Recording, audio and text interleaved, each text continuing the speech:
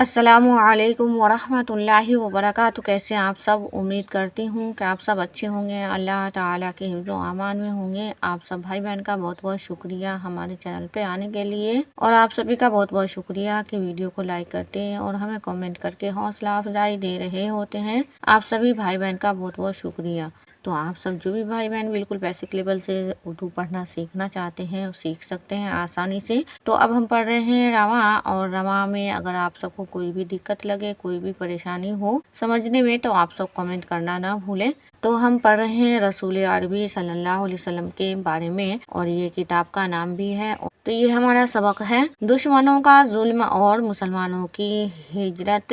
تو آپ سب اگر اس سے پہلی والی ویڈیو نہیں دیکھیں تو ضرور دیکھیں، آپ سب کو تبھی ایک دوسرے کہانی کے بعد کیا کیا ہوتا ہے وہ آپ کو سمجھ میں آتا ہے۔ تو چلیے ہم پڑھنا شروع کرتے ہیں۔ بسم اللہ الرحمن الرحیم۔ دشمنوں کا ظلم اور مسلمانوں کی ہجرت۔ تو دشمنوں کا ظلم مطلب دشمن لوگ ظلم کرتے تھے، لوگوں کو ستاتے تھے مسلمانوں کو، اور مسلمان سب وہاں سے چلے گئے۔ جب حضور صلی اللہ علیہ وسلم نے برابر اللہ کا کلام اور اسلام پھیلانے کا سلسلہ شروع کر دیا اور بلا خوف و ڈر کے لوگوں کو اللہ تعالیٰ کی باتیں سنانے لگے، تو دشمنوں کو بہت برا لگا، اور سب جمع ہو کر آپ صلی اللہ علیہ وسلم کے چاچا جناب ابو طالب کے پاس آئے اور ان سے کہا کہ یا تو آپ اپنے بھتیجے کو اللہ تعالیٰ کی باتیں بتلانے سے منع کر لیں۔ تو حضور صلی اللہ علیہ وسلم اللہ کا کلام اور اسلام پھیلانے کا سلسلہ شروع کر دیا اور بے خوف ہو کر کرنے لگے، اللہ تعالیٰ کی باتیں سنانے لگے۔ تو دشمنوں کو بہت برا لگا اور سب جمع ہو کر چچا ابو طالب کے پاس آئے اور کہنے لگے کہ آپ اپنے بھتیجے کو سمجھا دیں کہ اللہ تعالیٰ کی باتیں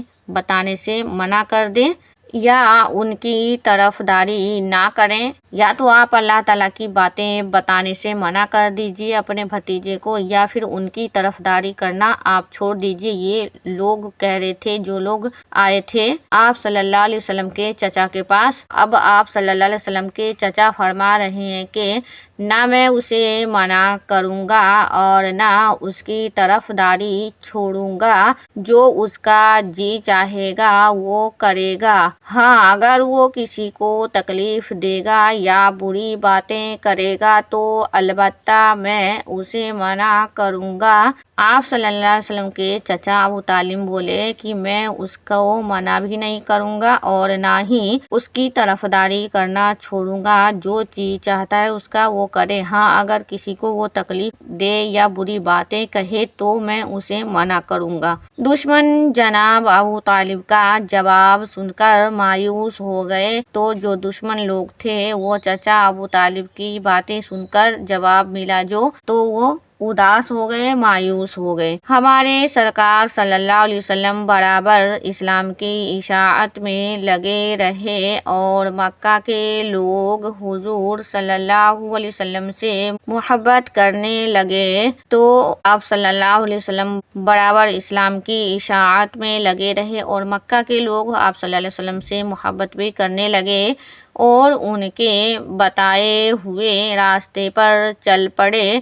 تو جو آپ صلی اللہ علیہ وسلم نے راستہ بتایا وہ راستے پہ بھی وہ لوگ چلنے لگے۔ مکہ کے دشمن پھر جناب ابو طالب کے پاس آئے اور کہا کہ اگر تم اپنے بھتیجے کو منع نہ کرو گے تو ہم تم سے اور تمہارے سب خاندان والوں سے لڑیں گے۔ جناب ابو طالب نے حضور صلی اللہ علیہ وسلم کو سمجھایا اور کہا کہ چچا کی جان، مجھ پر اتنا بوجھ نہ ڈالو کہ میں برداشت نہ کر سکوں۔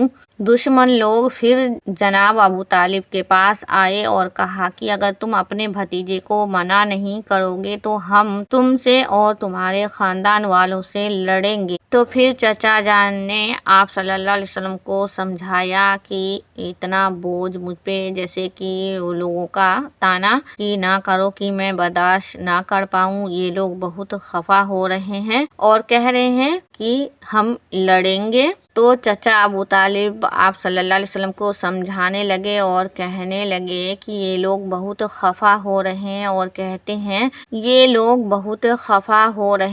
اور کہتے ہیں کہ اگر تم نے ان کے بتوں کی مخالفت نہ چھوڑی تو یہ لوگ سخت لڑائی کریں گے۔ حضور صلی اللہ علیہ وسلم نے جواب دیا کہ چچا جان، تو آپ صلی اللہ علیہ وسلم کو چچا ابو طالب سمجھانے لگے کہ اتنا نہ کرو کہ سب لوگ مخالف ہو جائے، لڑائی کرنے لگے۔ تو آپ صلی اللہ علیہ وسلم نے جواب دیا کہ میں اللہ کا کلام سنانے اور اسلام پھیلانے سے نہ روکوں گا، یا تو میں خدا کا سچا دین لوگوں میں پھیلا دوں گا یا اسی کوشش میں مر جاؤں گا۔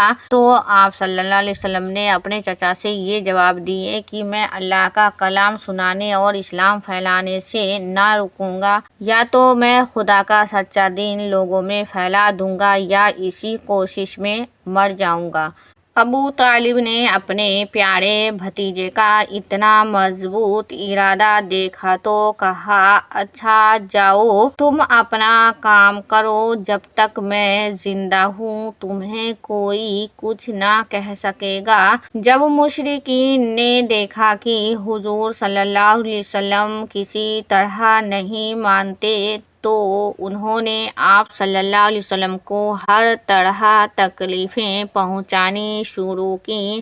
جس طرف سے آپ صلی اللہ علیہ وسلم گزرتے تھے ادھر کانٹے بچھا دیتے تھے، بازاروں میں لڑکے حضور صلی اللہ علیہ وسلم کو ڈھیلے مارتے تھے اور گالیاں دیتے تھے۔ چچا آپ صلی اللہ علیہ وسلم کو سمجھائے اور نہیں مانے تو آپ صلی اللہ علیہ وسلم کے چچا ابو طالب نے کہا کہ آپ صلی اللہ علیہ وسلم کا جب اتنا مضبوط ارادہ آپ صلی اللہ علیہ وسلم کے چچا نے دیکھا تو کہا، اچھا تم جاؤ، جب زندہ ہوں تمہیں کوئی کچھ نہ کہہ سکے گا۔ جب مشرکین نے دیکھا کہ یہ حضور صلی اللہ علیہ وسلم کسی طرح سے نہیں مان رہے ہیں تو انہوں نے آپ صلی اللہ علیہ وسلم کو ہر تکلیفیں دینی شروع کر دی۔ جس طرف سے آپ صلی اللہ علیہ وسلم گزرتے ادھر کانٹا بچھا دیتے تھے، بازاروں میں اگر جاتے تو لڑکے ان کو ڈھیلے سے مارتے تھے اور گالیاں دیتے تھے۔ تو آپ صلی اللہ علیہ وسلم نے دیکھیے کتنی مشقت کی ہے اسلام کو پھیلانے کے لیے، تبھی تو آج دین اور دنیا میں دونوں جگہ